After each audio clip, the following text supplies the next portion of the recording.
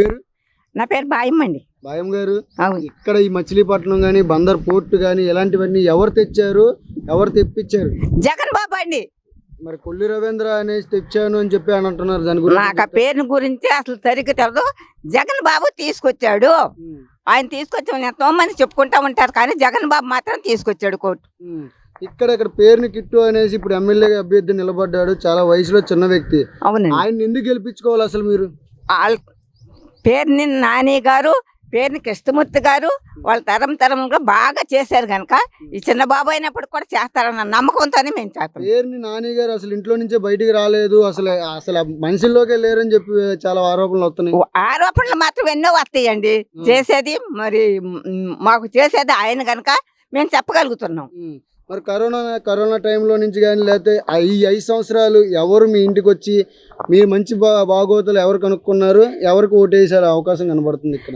అవకాశాలు అంటే పేరు నాని గారు వచ్చారు, పలకరించి వెళ్ళేవాళ్ళు. డేవిడ్ బాబు గారు వచ్చారు, పలకరించి వెళ్ళారు. నాగరాజు గారు వచ్చారు, పలకరించారు. వీళ్ళందరూ గెలిచిన వాళ్ళందరూ కూడా ఎవరిని కూడా వదిలిపెట్టకుండా పేట అంతా ఆరా తీసుకుంటూ ఎంతో బాగా చేశారండి. అదే కొల్లి రవీంద్ర గారు నేను ప్రతి ఒక్క మనిషిలో నేను ఉన్నాను, ఈసారి నేనే గెలుస్తానని చెప్తున్నాడు. చెప్తాను, అందరూ చెప్తారండి.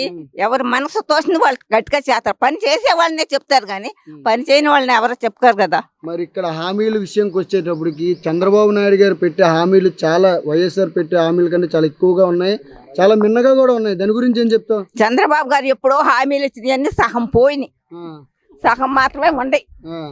కాబట్టి మేము ఎవరిని నమ్మాలంటే పని చేసి చూపించే వాళ్ళనే నమ్ముతామండి. ఈసారి 24లో చాలా మంది కలిసి ఈసారి కూటమి ఏర్పాటు చేసి ఈసారి ప్రజల వరకే మేము ఉంటాము, చాలా మంచి చేస్తామని వస్తున్నారు. వాళ్ళ గురించి ఏం చెప్తావు? మంచి చేస్తారని వస్తే అందరూ వచ్చిన వాళ్ళు అందరూ మంచి చేస్తారని చెప్తే మేము ఇంకేం చెప్తామంటే చేసే వాళ్ళ పేర్లే చెప్పాను కదా.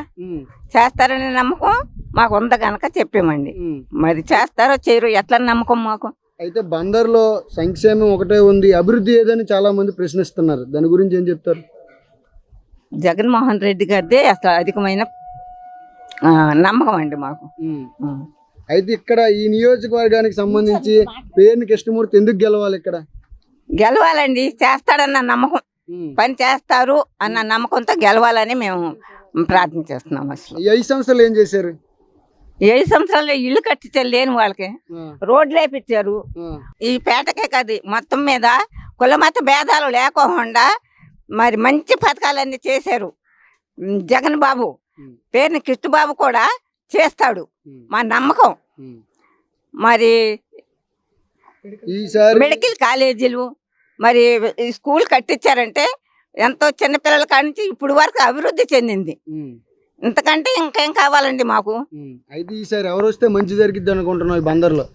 ఈసారి మంచి ఏది వస్తే పేరుని కృష్ణ వస్తే మంచి జరుగుద్దని మా నమ్మకం.